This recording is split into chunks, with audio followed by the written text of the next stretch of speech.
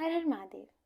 आज हम पांचवें, छठवें, सातवें व आठवें अध्याय का पाठ करेंगे। तो आइए प्रारंभ करते हैं। भगवान शिव के लिंग एवं साकार विग्रह की पूजा के रहस्य तथा महत्व का वर्णन। सूत जी कहते हैं, शौनक, जो श्रवण, कीर्तन और मनन इन तीनों साधनों के अनुष्ठान में समर्थ न हो, वह भगवान शंकर के लिंग एवं मूर्ति की स्थापना करके नित्य उसकी पूजा करे तो संसार सागर से पार हो सकता है।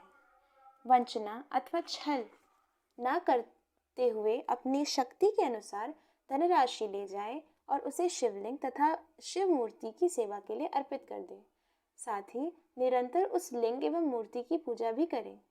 उसके लिए भक्ति भाव से मंडप, गोपुर, तीर्थ, मठ एवं क्षेत्र की स्थापना करे तथा उत्सव रचाए। वस्त्र, गंध, पुष्प, धूप, दीप तथा पुआ और शाक आदि व्यंजनों से युक्त भांति भांति के भक्ष्य भोजन अन्न नैवेद्य के रूप में समर्पित करे। छत्र, ध्वजा, व्यजन, चामर तथा अन्य अंगों सहित राजोपचार की भांति सब सामान भगवान शिव के लिंग एवं मूर्ति को चढ़ाए। प्रदक्षिणा, नमस्कार तथा यथाशक्ति जप करे। आवाहन से लेकर विसर्जन तक सारा कार्य प्रतिदिन भक्ति भाव से संपन्न करे। इस प्रकार शिवलिंग अथवा शिव मूर्ति में भगवान शंकर की पूजा करने वाला पुरुष श्रवण आदि साधनों का अनुष्ठान न करे तो भी भगवान शिव की प्रसन्नता से सिद्धि प्राप्त कर लेता है।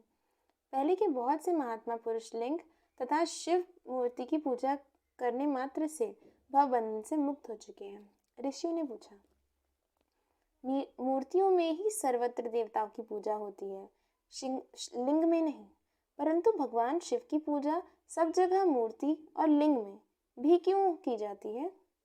सूत जी ने कहा, मुनीश्वरों, तुम्हारा यह प्रश्न तो बड़ा ही पवित्र और अत्यंत अद्भुत है। इस विषय में महादेव जी ही वक्ता हो सकते हैं। दूसरा कोई पुरुष कभी और कहीं भी इसका प्रतिपादन नहीं कर सकता। इस प्रश्न के समाधान के लिए भगवान शिव ने जो कुछ कहा है और उसे मैंने गुरु जी के मुख से जिस प्रकार सुना है, उसी तरह क्रमशः वर्णन करूंगा। एकमात्र भगवान शिव ही ब्रह्म रूप होने के कारण निष्कल, निराकार कहे गए हैं।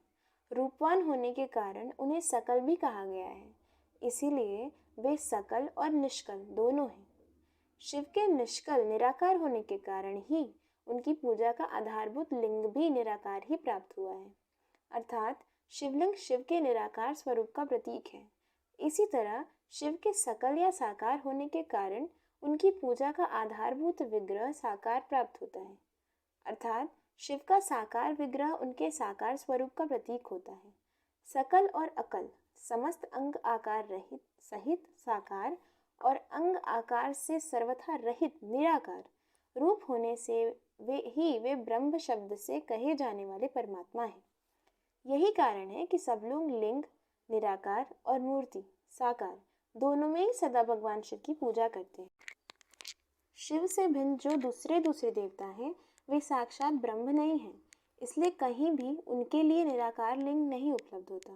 पूर्व काल में बुद्धिमान ब्रह्मपुत्र सनत कुमार मुनि ने मद्राचल नंदिकेश्वर से इसी प्रकार का प्रश्न किया था।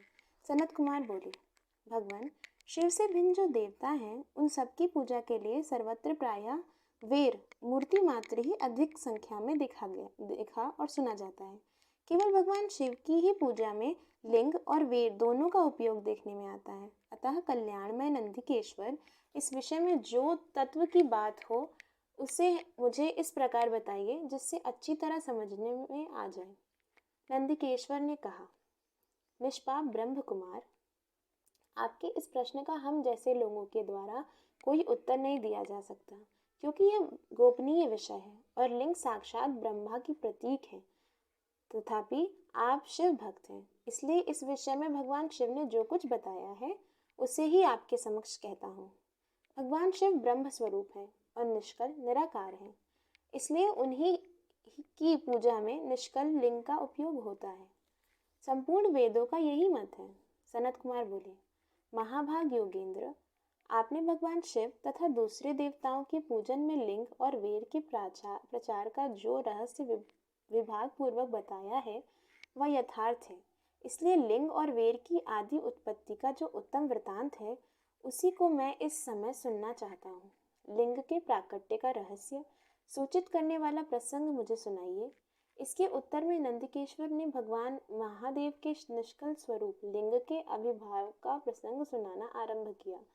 उन्होंने ब्रह्मा तथा विष्णु के विवाद, देवताओं की व्याकुलता एवं चिंता, देवताओं का दिव्य कैलाश शिखर पर गमन, उनके द्वारा चंद्रशेखर महादेव का स्तवन, देवताओं से प्रेरित हुए महादेव जी का ब्रह्मा और विष्णु के विवाद स्थल में आगमन तथा दोनों के बीच में निष्कल आदि अंत रहित भीषण अग्निस्तंभ के रूप में उनका आविर्भाव आदि प्रसंगों की कथा कही।